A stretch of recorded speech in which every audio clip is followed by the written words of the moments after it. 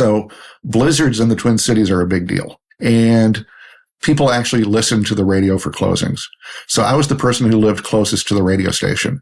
So when there were blizzards, I was the person who was responsible to get down there, see if I could get some extra bodies like interns or researchers, stop and get frozen pizzas because we had a pizza oven, get some beer, and keep the radio station on the air for a day or two.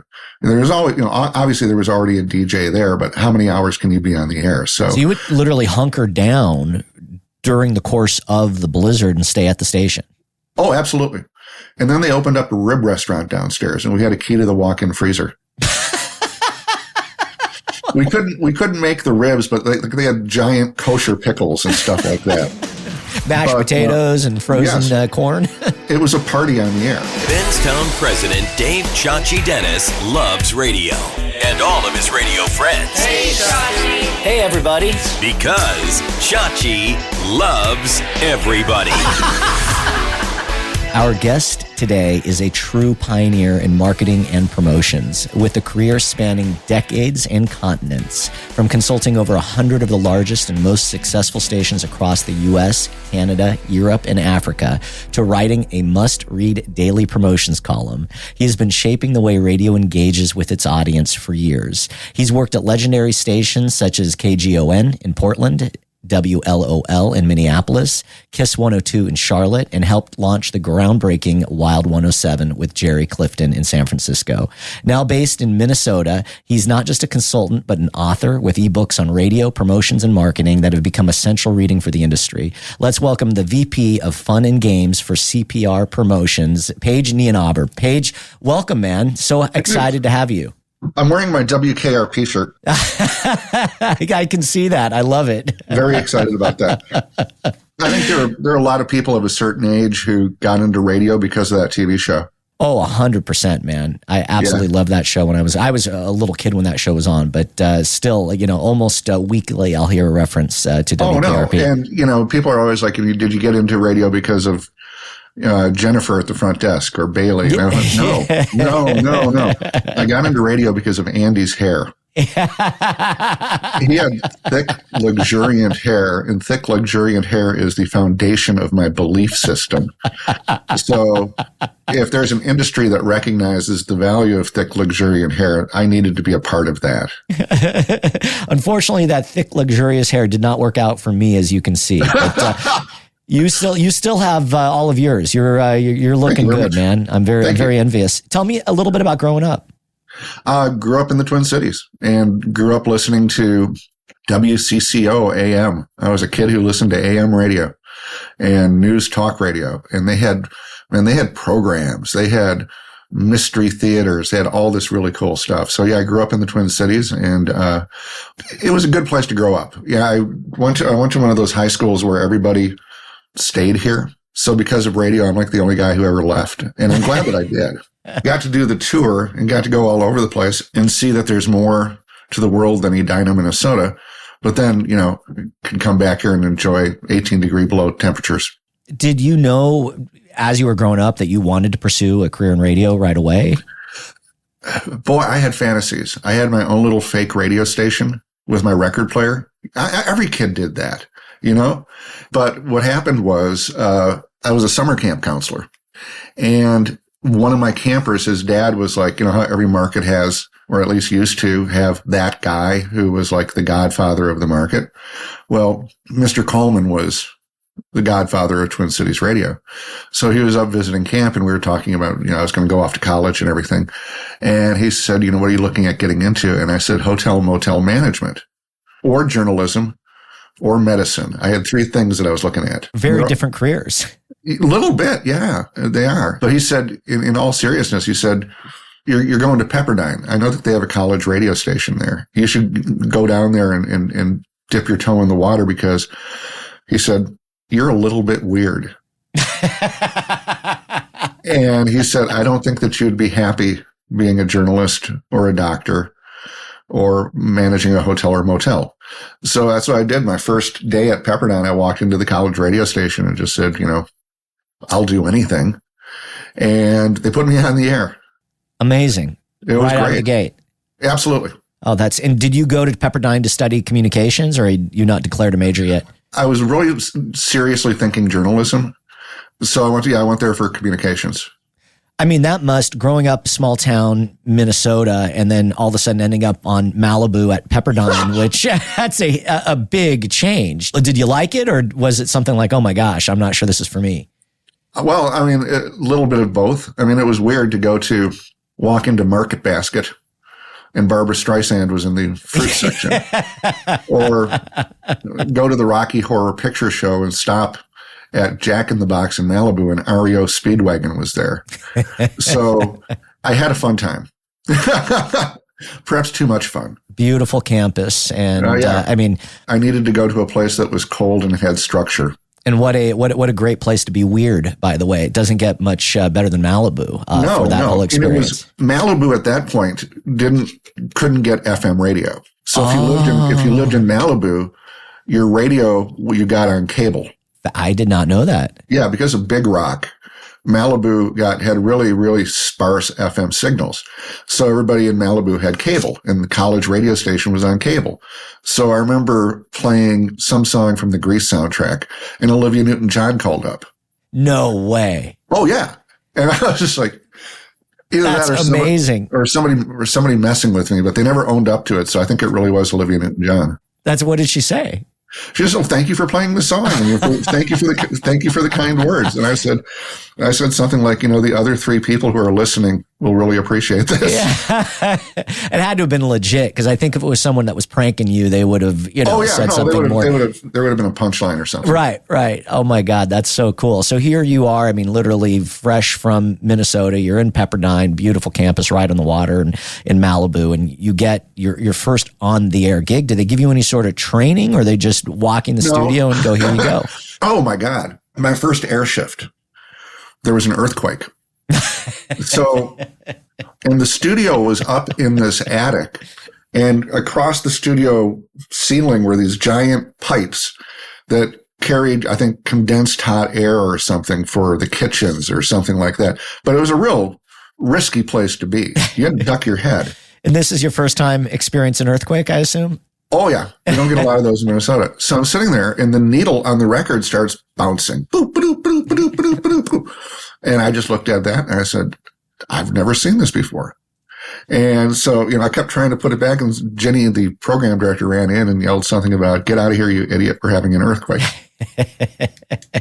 It doesn't get any more Los Angeles than an earthquake. It doesn't. But I was reaching for, I thought maybe if I put like a quarter or something on the needle, it'll hold it down on the record.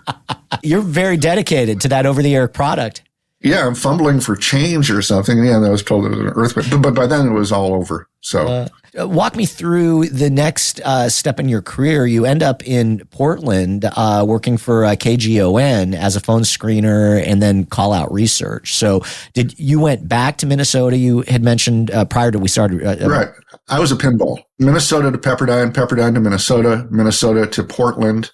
I was still just trying to figure out, what I wanted to do. And when I'd been in Minnesota, I had for a summer, I'd driven a cab.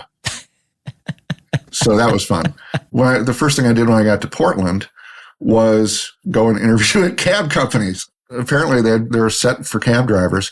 And when I'd been at the University of Minnesota, I had continued doing radio. I did the Sunday night comedy show on the college radio station. And the comedy show, were you doing comedy yourself, or you were playing other comedians? This was back, remember comedians used to have comedy albums? Yeah, for sure. Yeah. So I think at one time Steve Martin had like the best-selling album of the year. Oh, yeah. Yeah. And Robin Williams, right. George Carlin, everybody had comedy albums. And then I just went out to garage sales and just found weird stuff.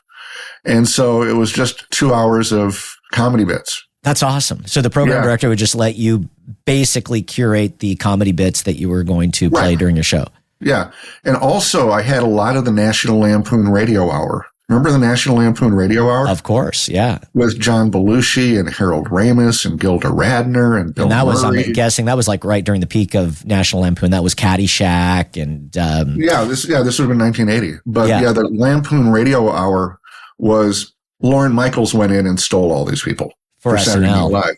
So, but they had a couple comedy albums in the early 1970s that were just twisted. Firesign Theater, Duck's Breath Mystery Theater. There were some great comedy albums. So I had now done radio for 2 years in a row, and I ended up in Portland. And KGON, it's hard to explain how huge of a station that was. It was at one point, at the point that I was there, in some ratings metric, they were the number one radio station or number one rock station in America. And it was just, they were huge. So I went down there and again, just said, I'll do whatever you want me to. So I came in 3 mornings a week and answered the phones for Mike and Iris. And then a couple nights a week, I came in and did call out research to people, played songs to them. When you were in Minneapolis or back in Minnesota playing the Comedy Hour, was that a non-com school station or was that a commercial station? A college station. So now This is really your first commercial station, and Portland, which is obviously a good sized market, and it's a top performing station. So I'm assuming the pressure is pretty extreme there. I was 21 years old. I didn't know pressure. If pressure was sitting on my face, I would not have known pressure. I was just having a good time and enjoyed coming in. And, the mornings answering phones for Mike and Iris on the morning show, they were huge. I mean, they're still, historically one of the biggest morning shows ever in Portland. They had a weekly sitcom they called Leave It to Beaverton. Because Beaverton is a big suburb of Portland. The premise was that the Cleavers had left wherever they lived and lived in Portland. And Ward was retired and an alcoholic. June was a bit of a floozy. Wally had lost his job in the lumber industry. And Beaver was a student at Beaverton High School. So every week they had a little vignette of Leave It to Beaverton. And the first time I ever got to be on the radio, they had me say, cut, take it again. That was it. Cut, take it again. 4 words. And I was hooked. And I told all my friends, I'm like, God, I was on KGON. And you felt that was a different order of magnitude than the college station. So I get that you didn't understand pressure, but you also got that this was a different beast. It would be like my friend Ann is Catholic and got to go to Christmas Eve service at the Vatican. So it was kind of like going from college radio to having Christmas Eve service at the Vatican. KGON was just a monster. I mean, it was like nothing I've ever seen since. Do you have that air check, by the way? No. No. I have I have all sorts of weird air checks. I had one where I was a stalk of broccoli for a smoothie. No, I'm serious. I was a stalk of broccoli for a smoothie company. Kind of sounds like a school play. It was, yeah.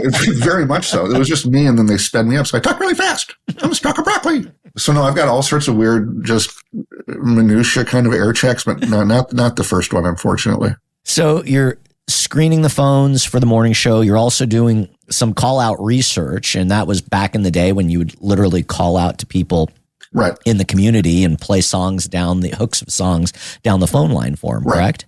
And it was Portland. So between October and April, we didn't do research on the nights that it didn't rain because nobody would be home. Oh. I'm not talking nights where it was, clear and sunny or whatever it was. If it didn't rain, nobody would be inside. Everyone was enjoying the nice weather. Right. Yeah. It's really interesting. I never thought of that growing up in Southern California. And plus the researchers would want to be there anyway. And it only happened a couple of times a winter. So you're there from 81 to 82.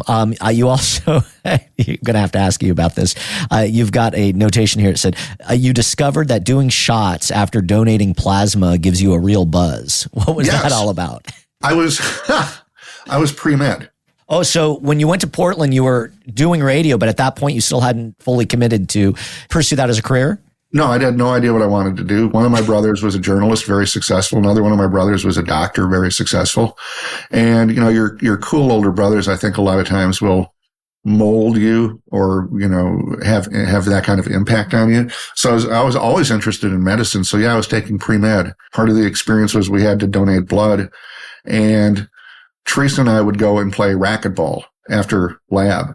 So we donated blood, and then we went down the street and did shots, and then went out and played racquetball. And boy, it hit you. I could imagine. Like, how much plasma did you donate? Just a pint. Just a pint, but it takes some time for the body to replenish that, I assume. So, but it was, again, It was the experience of being 21 years old, living a long way, far away from home, being in college, having a cute lab partner, and experimenting with alcohol. What was the gentleman's name that guided you? Was he a camp counselor that said you were weird? Mr. Coleman. Mr. Coleman. Talk to me about moving to KRCK as a promotions assistant after KGON. There was an opportunity to go over to KRCK. I had gone in with KGON. I had gone out and done some promotions. They would use the call-out researchers, to staff concerts and stuff like that. And if you're going to have a bunch of 20-year-olds, use them. And I really enjoyed doing it. I enjoyed getting out of the radio station. I really enjoyed meeting the listeners. And with the KGON audience, the listeners were, and I don't mean this in a hygienic way, the listeners were kind of dirty. So I enjoyed going out and working the promotions. And so I'd heard through somebody, because there was going to be this new radio station that was happening and everything, that they were looking for promotion assistants. So I went over there and, it was a nice minimum wage job. But I really, really, really enjoyed leaving the radio station and going out and meeting people. I'd been being out in the field. And this is your first step into promotions, which obviously became your hallmark of your career. And I'd been really painfully shy. I'd been a really shy guy. And going out and having to meet people and greet people really got me out of my shell. It was great. And at that point, you're still doing pre-med, but is this the deciding factor that you want to pursue radio? No, the deciding factor was that I eventually ended up being 25 and still in college and going, I'm really not qualified for anything else. Plus it had just, if you're in promotions, it's 7 days a week. So it becomes your life. So when I was in Minneapolis, I just got to the point where I stopped going to class. I never officially unenrolled. I just was too busy. Because you're in love with radio and just enjoying the craft that we all obviously are very passionate about. What are your parents saying at this point? Sounds like you've got some very successful siblings. Well, my dad heard me on the air one time. Because I told him when I was going to be on the air, I used to drive around and pull people over who had bumper stickers and give them money. And my dad heard me do that, and he was pretty jazzed about that. He tried to be cool about it, but he'd heard me on the radio giving away money, so he thought that was cool. And then I got my mom free tickets to see Louis Anderson on New Year's Eve at the Guthrie, and she really liked the free tickets. So they were sold as well. Yes, absolutely. Eventually. So you stay in Portland for several years. Did you enjoy that market? That's a fun and a little bit weird market too. It's kind of a neat place. Unfortunately, I was just too, I have daughters, and I've made a point of telling them that there is no such thing as an intelligent male between the ages of 11 and 30. And that I was just too young and stupid to enjoy or appreciate how cool Portland was. And I was missing my friends back in Minnesota. So in '83, I went back to Minneapolis. And you get a big gig, though. You're now promotions coordinator and special events director for WLOL. Eventually. Yeah, I started out as an assistant. I see. Okay. But there had been a guy named Greg Swedberg. Greg, he's with iHeart in the Twin Cities. Okay. Greg is a bit of a muckety-muck. And I mean that in a nice way. He had done college radio with me. So I went back to Twin Cities thinking that I was going to work at KQRS, that I was going to go apply at KQRS because that was the station I listened to. That was my brand of music. I had stopped by the old college radio station, and somebody was like, well, Swedberg's working over at WLOL. And I'd never even heard of WLOL. It was this top 40 station that Emmis owned. And back when Emmis had stations, they were pretty much all over the country. They were like, he's over at WLOL. And so, well, sure, I'll go over. And they did call out research too. So I went over to interview with him, and he's like, we're fine for call out research, but Tom upstairs needs an assistant. And Tom was the promotion director. And so I went up and met with him, and Tom was this incredible, left brain is when you're creative, right? You're the pre-med guy. I don't know. I don't know. I can find the medulla oblongata, but I don't know what's left brain is. The islets of Langerhans. I know where they are, but I don't know where the left brain is. Tom was incredibly creative. He was just a creative machine. I was just a sponge. I just went in there and just said, this is the smartest person I'm ever going to meet. I am going to just soak it up because this is going to be a fantastic learning experience. This becomes your college, your Pepperdine of radio experience. And working, I have so much respect for Emmis as a corporation and Jeff Smolian, of course. And at that point, is Rick Cummings, is he there? Yeah. Rick's there. Yeah. I mean, the minds that company and the talent. That was at the same point that they bought Power 106 in LA. Okay. At that point, when I got there, they had stations in St. Louis, Casey, Indianapolis, and then Minneapolis. And that's when they picked up Hot in New York and Power in LA. And we had this great GM named Doyle Rose. I've heard that name. Brilliant guy. And he was co-GMs for Minneapolis and LA. So he'd fly to LA on Sundays, spend Monday, Tuesday, Wednesday, and Thursday at Power 106, and then on Thursday night fly to Minneapolis, and then he'd be our GM Friday and Saturday. Oh my gosh. Yeah, and he did that for like 2 years. That's quite the routine, almost like the fly jock, Tom Joyner. And what I learned from Doyle was that radio was supposed to be fun. And every summer, he would rent out a party boat on Lake Minnetonka, and everybody from the station, and no spouses or boyfriends or girlfriends. It was just the staff of the station, and everybody, the call-out researchers, the interns, the phone screeners, everybody was invited. And we went out to Lake Minnetonka for an afternoon and just floated around and ate and did cannonballs off the roof and had fun. And then in the winter, he rented out this little bowling alley in northeast Minneapolis, one of those bowling alleys where they have like 8 lanes. It's at a bar. And we'd have a bowling party every winter. And what he did was he paired people up. So people who would not necessarily have an opportunity to interact with each other at the radio station would be paired up as bowling buddies. So the high-priced, over-the-top morning guy, John, bowling with some girl who came in 3 nights a week and called people and played songs. So that's what I learned from Doyle. It's really a great lesson. And I feel that sense of community amongst your team is so important. And I guess family is really the right word. And that's harder to do now than ever because a lot of people work remote and there's just not as many people at the radio station level. But if you can't get to know someone, it's really hard to succeed and work collectively. And I'll tell you, you talked about family. It really was. You look at stations that they're lifeline. And sometimes down at the end of the lifeline, something's happened to the family. And I'm not going to name the station, but there was a station up in California where they were just a monster. And everybody just loved each other. When you got to the station, Jenny, the receptionist, might moon you. You just didn't know. And they had razor scooter fights in the races in the hallways and potato gun, spud gun fights in the hallways and stuff. And you hear that on the air. These are people who would rather hang out with their coworkers than with their own family. Sure. And what happened was one of those elements got kind of removed from the equation and the whole Jenga thing came down. And the stations never really recovered.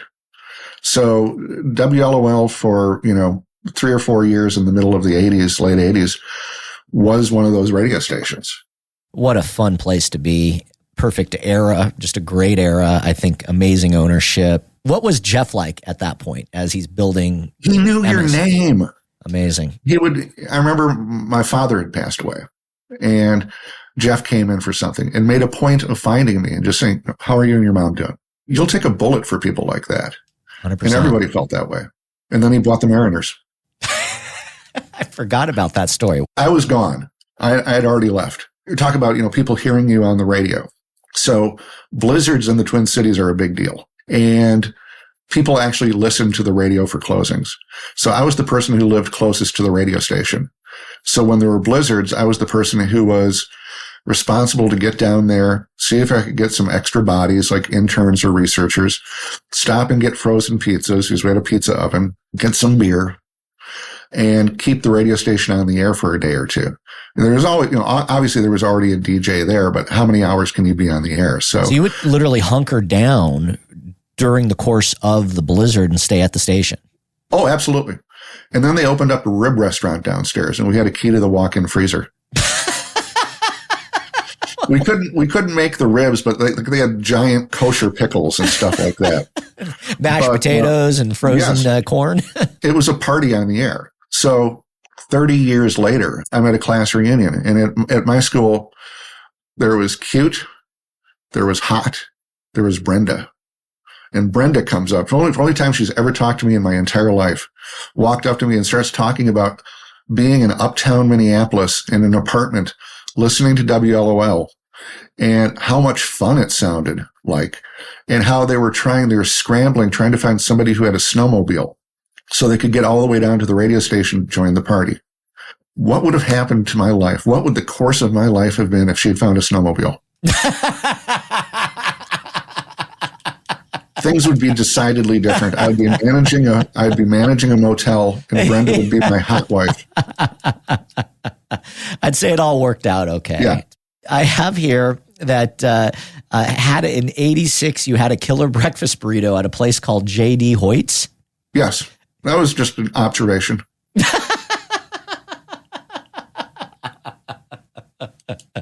Was J.D. Hoyt's like a Minneapolis institution? Oh my God.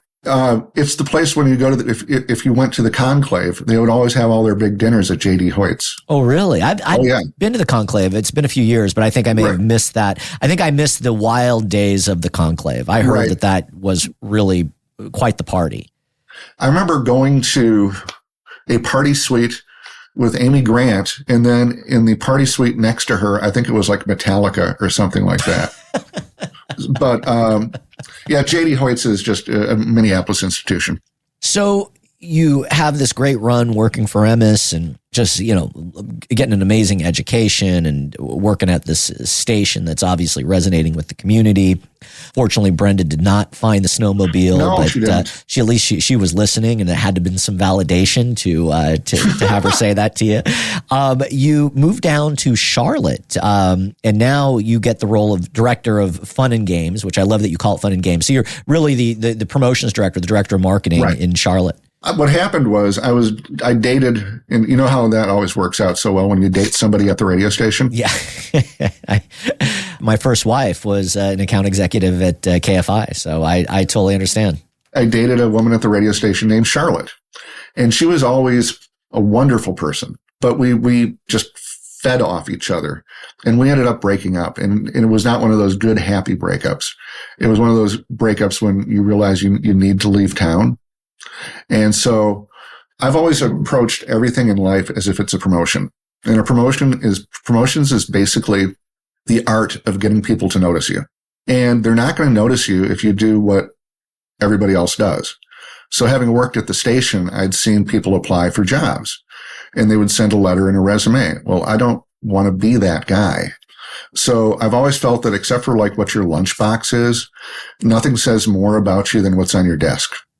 Okay. So I staged my desk with like the drawer was open up and there was a Thor comic in there, and there was half-eaten pizza, and there were stubs from a racetrack, and there were phone messages from prostitutes and drug dealers.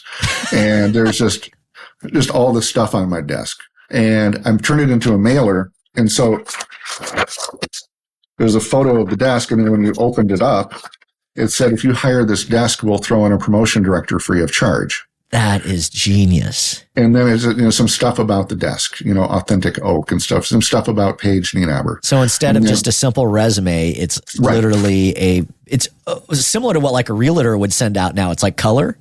It was black and white. It was black and white. Okay. Yeah. I was on a budget. Okay. But, it had some stuff about the desk. It had a matching credenza.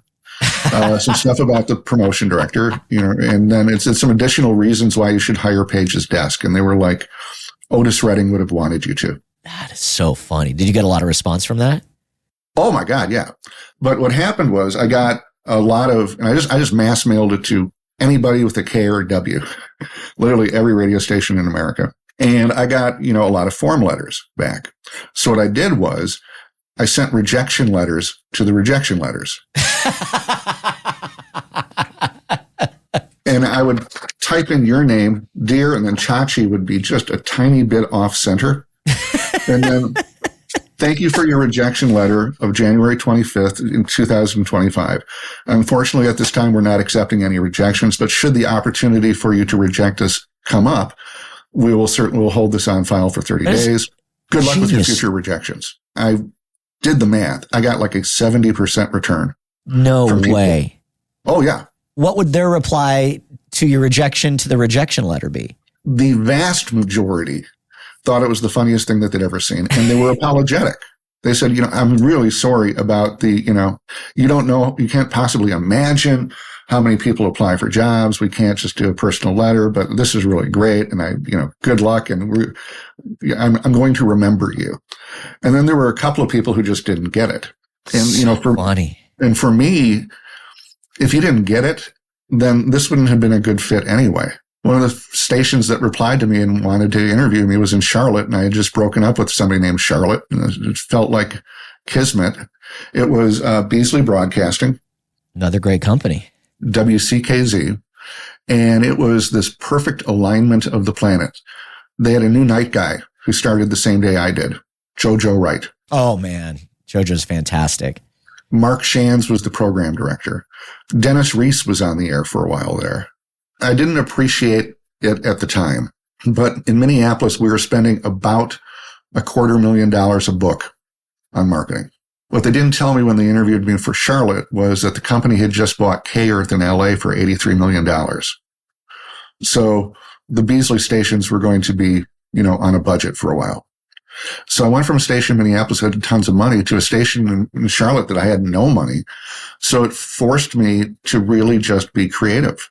And I took everything, every single thing that came along, like a Mills Fleet Farm coffee mug. I would take it and I would look at it and go, what can I do with this? What is this something for the morning show? Is it a weekend contest? What can I do with this? Because we're the number one FM station in town, and you can't just stop doing promotions because you don't have money. You still have to figure out a way to do it. So I got really adept at what I call bit marketing, which is just one bit into the next bit, into the next bit, into the next bit, into the next bit, as opposed to for the next 4 weeks, everybody wins $1,000 a day. No, we didn't have that kind of money. It's fascinating. The constraints of the position and the budget in a lot of ways made you better. Oh, absolutely. Having the money would certainly be fantastic, and everyone would love to have, $250,000 a quarter to spend in marketing, but that is easier than not having a budget at all. Oh my God. Money is an excuse for doing bad promotions. Oh, I love that line. It really is. And I've seen this over and over, not so much recently, at least in the US, but stations who have so much money and they just don't do anything creative with it. And then conversely, you have stations that don't have any money and they don't do anything because, well, we don't have any money. So you've got a concert arena in town that has a concert like every 2 weeks. You have a show there. Well, yeah. Well, then do something creative with the tickets, do something more with the tickets than register your stupid email. What was it like now that the department is your domain? Before you reported up to a director of marketing. Now you are running the marketing. How did the management, you're obviously creative, you call yourself an evil genius, and I think you are 100% correct in that assessment of yourself. How did the management part come? You always have to be self-aware enough to know what your strengths are. And my strengths are creative. My strengths are not detail-oriented. So I found a young woman who did it as an intern. We didn't have any money. So I hired an intern as my assistant, and she was incredibly detail-oriented. So I could wake up on a Saturday morning in a sweat because we had an event that day and go, oh my God, did I order the porta potties? And I'd call Ellen and she'd be like, did that 5 weeks ago. Don't worry about it. I didn't have a lot to manage. I just had to manage myself. And from Charlotte, you now get called up to San Francisco, where you become, I love this title, the Minister of Good Times at Wild 107. Well, what happened was that Charlotte, when they were interviewing me for Charlotte, one of the things that they were stressing was that, this is a Jerry Clifton station. And I had no idea who Clifton was. And I even brought it up to Greg at WLOL. I said, they really are pushing the fact that they have Jerry Clifton. And he's like, he's just some consultant or something. But what I appreciated when I got to Charlotte was that the competition hated him.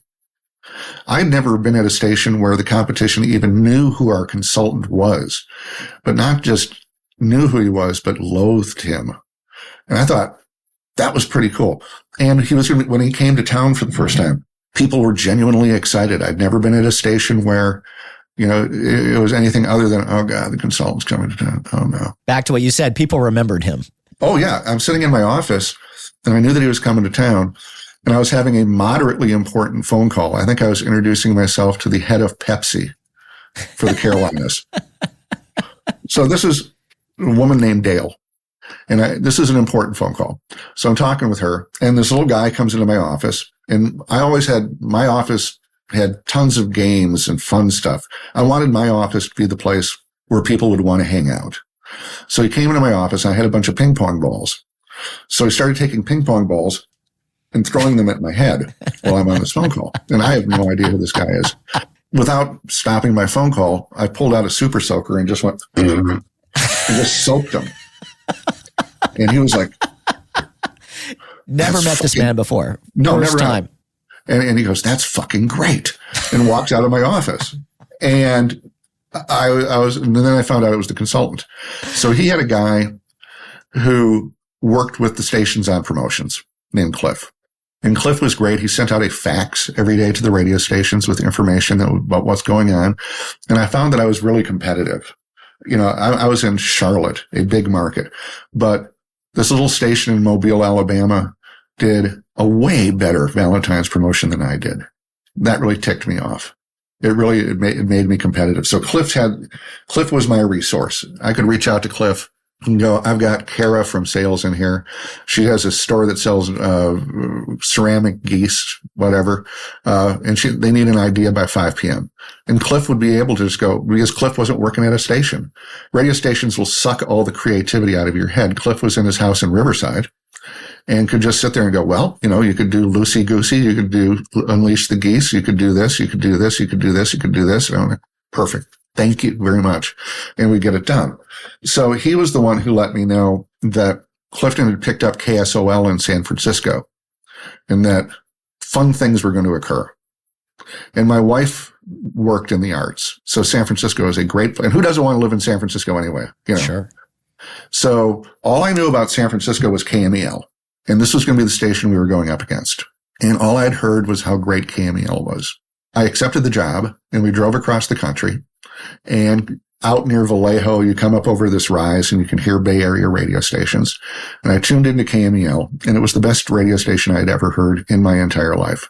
I wanted to do a U-turn on the freeway because what kind of idiot would go up against KMEL? Bay Area poured from the speakers. They didn't even have to do a station ID. You just knew where they were.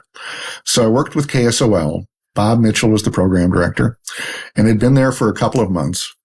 And Clifton came in and just said basically, actually, I'm sorry, I take that back. He was on the phone and we were having a meeting and it was me and the GM and he had just found a morning guy named Mancow who had lost his job in Monterey for saying ass on the air. So we had a morning guy because the morning show was not good and we just needed to take it to the next level. And KSOL had such a horrible stigma to it. They tried every extreme imaginable and it just wasn't working. So Clifton, we had this phone call. It was me, the PD and the GM. And Clifton said, I've always wanted to call a station Wild. KSOL sucks. Let's blow it up next Friday and call it Wild. And that was it. And then the next day, so we had a week to put this whole thing together. How exciting. Total secrecy. So not even the staff knows at this point, other than just a few. It was 3 of us. And the production director. So I got the logo done because I didn't want to get a logo done in the Bay Area because somebody could talk. So I got the logo done by the graphic designer for 102 Jams in Orlando. And in the midst of all of this, we go to LA on Saturday for corporate meetings and I had a heart attack. For real? For real. Oh my God. Yeah. So I mean, you've got already gotten most of the groundwork done. Really young at this point. I was young. Yes, I was. That is so scary. It was exhaustion. No kidding. The doctor was like, well, we've done the lab work and you're clean. So you're the first clean, 29-year-old that we've ever seen who had a heart attack. So we're trying to, there's no history in your family, whatever. Basically, we arrived at the truth of the matter, which was I had been at the radio station every day for 3.5 years. Every day. Christmas, I was there. I was there every day. And in moving across the country, he didn't feel qualified as a vacation. So I started taking off every other Sunday. I'm in the cardiac unit at Daniel Freeman Medical Center in Marina del Rey. Using the phone, I'm coordinating. I got the logos FedEx to us on Tuesday. And basically, I used the nursing staff as the focus group. So you are down here in LA for corporate meetings. You have a week to launch Wild. You've just had a heart attack. You were in the hospital at 29 years of age. And the doctors come in and said, this heart attack was caused by exhaustion. And you need to, I'm assuming, chill. And you're still going 110 miles an hour. Well, we were launching a radio station. So they picked the logo. And then I had Tony, the production director, drive the station vehicle to Stockton to get wrapped. So they got the wrap done, I think, in a day. And then he drove it back up. We went into, I forget what the last song was, but it was at 5:00 on Friday. We started playing Wild Thing by Tone Loc because I had heard that done. And people always, not with Wild Thing, but there had been a competitor in Charlotte for a while called The Gorilla, and they played Shock the Monkey for 2 days. And I remember that it screwed up the market. I mean, it's all anybody was talking about. And people always say, well, that's a turnoff. No, it's not a turnoff. People are not turning off. They're turning in to see if you've hit them with the punchline yet. They remember you. Yeah. So at 5:00 on Friday, we played some song, then went into Tone Loc. And I remember about 2 hours into it, the Gavin convention was in town. So I was on the way to the Gavin convention, stopped at an ATM in Burlingame, and there were people at the ATM talking about it. Unbelievable. And you just had a heart attack a few days prior. Right. And you're on your way now with the fresh Wild officially launched. Right. And I was going to the Gavin convention. What could possibly go wrong there? The cardiac physician, he even said, no, you should go to a record convention. That would be perfect for you. Yeah, that's the elixir. Yes. Unbelievable. So I was in San Francisco for a couple of years. Does the station, by the way, just take off like a rocket ship? Yeah, I think Wild, from a vibe standpoint, took off really fast because we had no money. In Charlotte, I say that I had no money. I had $300 a month. That was what I had in Charlotte. Really had no money. Yeah. San Francisco, we had no money. I was the department. No kidding. You know what's interesting is you hear, including myself, a lot of people complain today that stations don't have money. And we look back, I guess, through rose-colored glasses and thought that everyone had money back in the 90s and the 80s. And the fact of the matter is they didn't. No, I had an assistant, but not really because we couldn't put her out on the streets because she hated people. I couldn't make it up. She was a yeller. She would scream at people. Really? So I was a one-person promotion department. We had no relationship with the record labels because KMEL had done such a fantastic job cementing those relationships. The labels wouldn't take our phone calls. I used to go through KMEL's dumpster every couple of weeks. I'd go dumpster diving, and I could go through and see all these record labels who are calling them and won't return our phone calls. Because the labels weren't servicing Wild in fear that KMEL wouldn't play their records? No, I think they were servicing Wild. But in terms of, hey, can you get us a flyaway to see Janet Jackson? I see. Yeah. Got it. They were more than happy, I'm sure, that we were playing the music. But in terms of getting any, and they would give us occasionally some concert tickets and stuff like that. But they weren't giving you any promotional support, essentially. No. But we had an independent. And so I was able to, through him, get stuff. Got it. And what I found was I was able to get a lot of concert trips. And concert trips are fantastic prizes. So between getting stuff from the label and just cobbling stuff together on my own, calling, Delta Airlines and begging for free tickets, and then calling the label and saying, hey, or the indie and saying, could you get us a pair of tickets to see so-and-so in Columbus, Ohio? Yeah, I can do that. We were able to put together all these concert trips.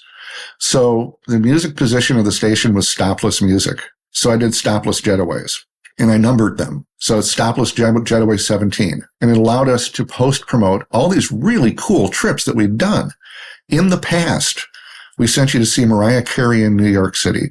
We sent you to see Janet Jackson in Las Vegas. We sent you to the Grammys, lasers and all that stuff. Right. Stopless Jetaway number 17. We're sending you to, to see the Super Bowl or whatever. And that was pretty much, we had no cash contesting.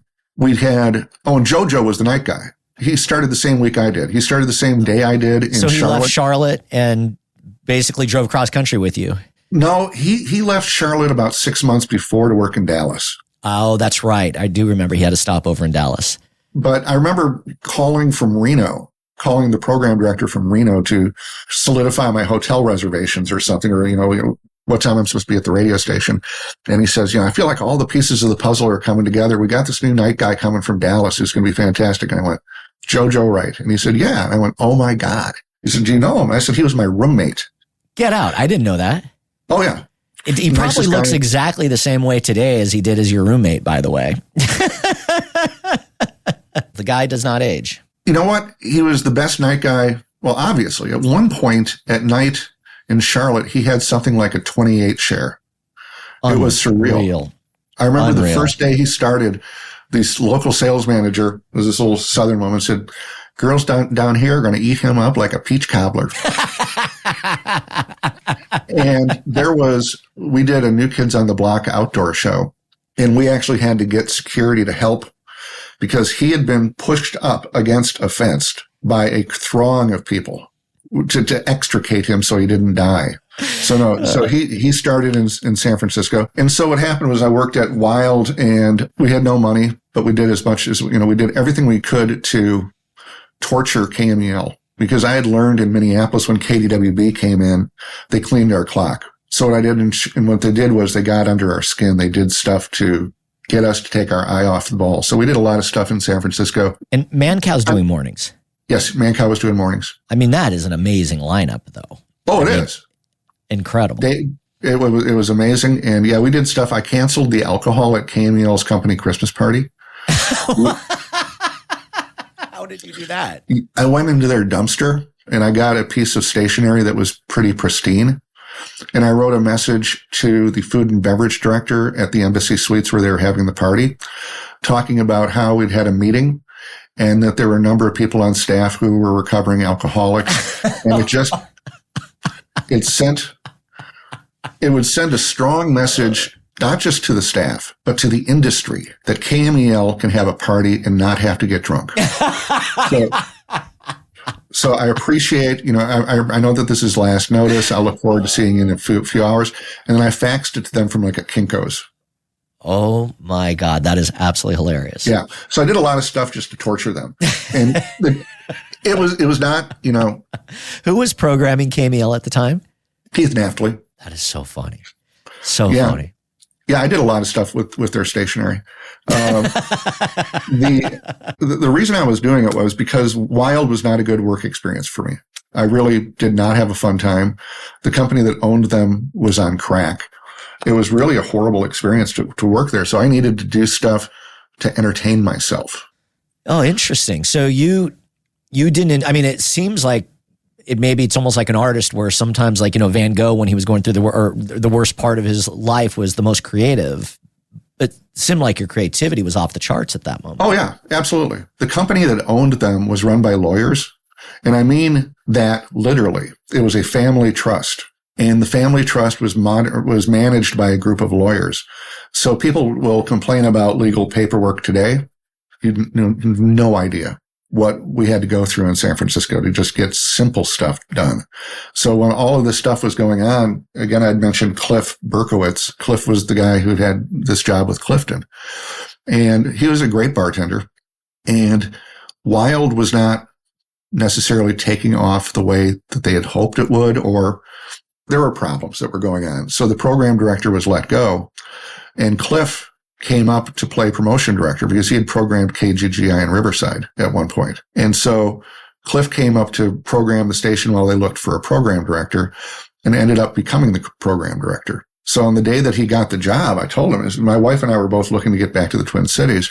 I told him, I said, who do you think you're going to give your job to? And he said, I don't know. Do you want it? And I went, yes. I would love to have this job.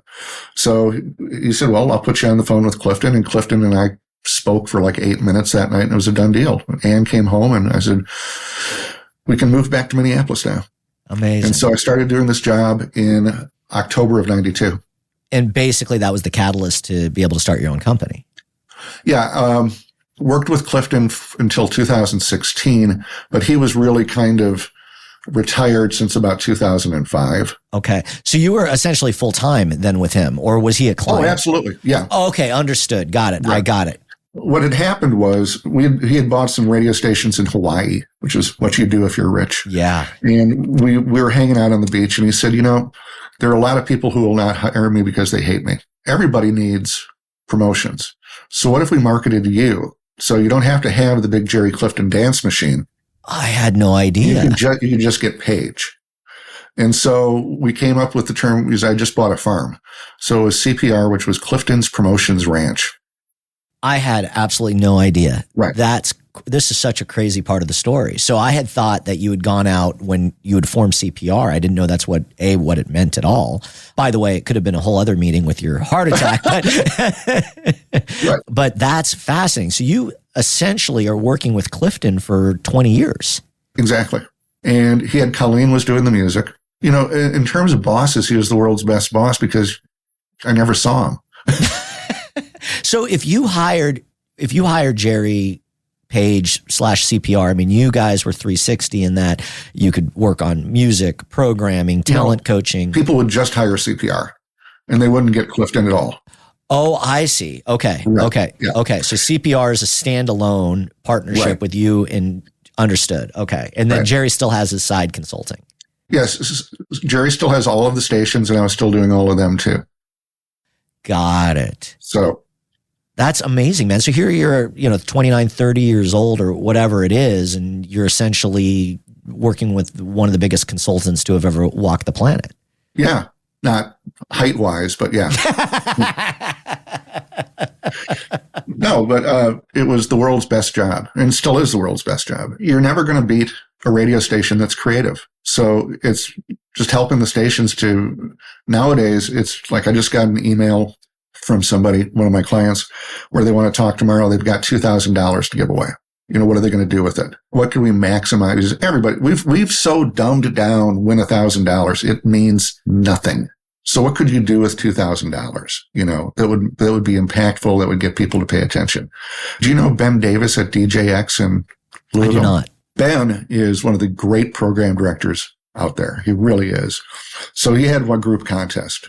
It was $1,000, 8 times a day. And I tell him, I said, it just doesn't mean anything. It could be win $1,000 of something. So it could be win $1,000 in beer. It could be win $1,000 in gummies. It could be win $1,000 in pizza. That would get people's attention. If you got on the air and said win $1,000 in pizza, I would go, right. Sign me up. Yeah. So Ben had a ceramic cat on his shelf that was from his wife. So we did win $1,000 in ceramic cats, or the cash equivalent. And it pulled the highest numbers in alpha, to which I say, you think? From the psychology standpoint, I completely understand what you're saying, because I can visualize $1,000 of pizza. Or does that mean I can eat pizza all year long and not have to pay for dinner, whatever it may be? There's a story arc there, whereas $1,000 just cash is, I don't want to say it's meaningless, but it doesn't have the same visualization in your mind. No, it doesn't. And it's, again, everybody is doing it. And my mantra has always been, if everybody's doing something, don't do it, or do it differently. So you can go and listen to 5 radio stations in a market, and they're all doing exactly the same thing, but under different names. So why would you want to do that? Promotions is, again, the art to get people to notice you. Wild in Tampa did win $1,000 in pizza, and it was great. Walk me through what a typical day is for you now. Wake up at about noon. Rockford Files is on channel 45. No, it's different because, like, when I started, a lot of the client requests were all, big, outrageous things. It was like the station in Atlantic City. The GM reached out to me and he said, we have a helicopter. We have a helicopter that we hardly ever use. What could we do with the helicopter? So for Valentine's Day, we did Screw Over Your Ex, and we got a woman and her new boyfriend, and they hovered over her ex-husband's house. Now, that was 1993. Nowadays, the majority of the requests that I get, my emails every day are just, we have this and we need a creative way to give it away. Or we have a client that needs a promotion and they need an idea by 5 p.m. or the world as we know it will end. I would say those two requests are 90%. And then the other 10% is just the random, we've got a helicopter stuff. When you've got a column for Radio Inc., I went to go read it, and I was going to print it out to bring it with me so we could talk about some of these amazing ideas. And no joke, this was the December 18th edition of it. 9 pages of ideas. So I didn't end up printing it out because I wanted to save a ream of paper. It's unbelievable. I mean, I would read that article, and if you had 3, 4, 5 ideas, I would have been really impressed. You literally, there's probably 100 plus ideas in there. Well, I've always come from the artillery barrage school of promotions. So like in Charlotte, the big thing was the theme park. The theme park there was a big deal. And one day a year, the agency would come in from Atlanta, and every radio station within 100 miles would come in, and they would get 7 minutes with these people. And that's how I came up with the title Director of Fun and Games, because we were one of the last people to meet them of the day, and they had been beleaguered with program directors and promotion directors. So the salesperson said, "This is Paige. He's our," and I stopped and I said, "I'm the Director of Fun and Games." And they kind of sat up. They'd never seen a Director of Fun and Games before. So knowing that everybody was going to come in with their 3 ideas, I came in with 10 ideas, and then I spitballed another 5 while we were just talking. Because I figure if I throw 12 ideas at you, one of them probably doesn't suck. That's just the odds. So how do I come up with, I don't know. I'd love to know how your mind works. It's remarkable. It's been an absolute, just pleasure learning about you. Congratulations on Thank you. All of your success. I've obviously seen you speak before on panels and read some of your articles, but I've never had the time to be one-on-one with you, and I've thoroughly enjoyed this. I'm so grateful for everything that you do for the industry and the excitement that you bring to the airwaves around the country. I think it's vital. I believe it's what got me excited about radio in the first place, was just all the promotions and all of the excitement, and I'm so grateful. So thank you for that. My bonus question for you is, what do you want to be remembered for? Oh boy. Remember Harry Anderson? He was in Night Court. Yeah, of course. Yes. Yeah. Yeah, he used to be on Saturday Night Live regularly. And he did a magic trick where he shoved a needle through his arm. And my brother is head of ER at a hospital. And it was so realistic that my brother just had to go, whoa. So I don't want to, when I talk and give speeches, be that guy who gets up and goes, and now it's slide number 3. You'll see the trajectory of the metric or whatever. I want to be the person that people remember. And again, the thing with the rejection letters, I had a guy come up to me 30 years later, comment on the rejection letter. Nobody, from a radio station standpoint, nobody can remember what you did last weekend on the air. If they can remember it 30 years from now, wow. Yeah. You're doing really well. So I bought the needle through the arm trick online, and it's not easy. It takes a lot of practice. So I was at 102 Jams in Orlando and was messing around with the needle through the arm, and an intern came into the room, and it goes right underneath the skin. And then what you do is you push the bulb on the end of the needle and blood comes out. It's really cool. That is cool. So she comes in and I'm demonstrating it to people, and she looks at me, and I pretended like I was really faint. I said, "Is there a bandage or a medical kit in the HR department or something like that?" So she goes running down the hall. So I pull the needle out, you go like this, and it's gone. There's no holes or anything. So the HR director comes running in with the medical kit. She said that somebody had a needle stuck through their arm, and we all looked at him and went, "Somebody had a needle stuck through their arm?" "Yes, there's a needle stuck through your arm." And I said, how often do you drug test here? I mean, seriously. So if you go to, I'm sure it's still there. If you go to Odyssey in Orlando, there's a policy about being responsible for the behavior of your guests when they're in the building. That was me. That's how I want to be remembered. forever be memorialized at the Odyssey Cluster in Orlando. Absolutely. Paige, thank you so much, man. Thank Really you. appreciate the time. Thanks for listening to Chachi Loves Everybody. If you like the show, we hope you leave us a 5-star rating and tell your friends. Make sure to follow us on Apple Podcasts, Spotify, or wherever you listen to your podcasts. This has been a Benztown McVeigh podcast production. Hosted and researched by Dave Chachi Dennis. Executive producer, Darren Silva. Producer and editor, Jake Urbanik. Show coordinator, Estefania Padilla. Marketing and distribution, Suzanne Aksu and Robbie Gessel.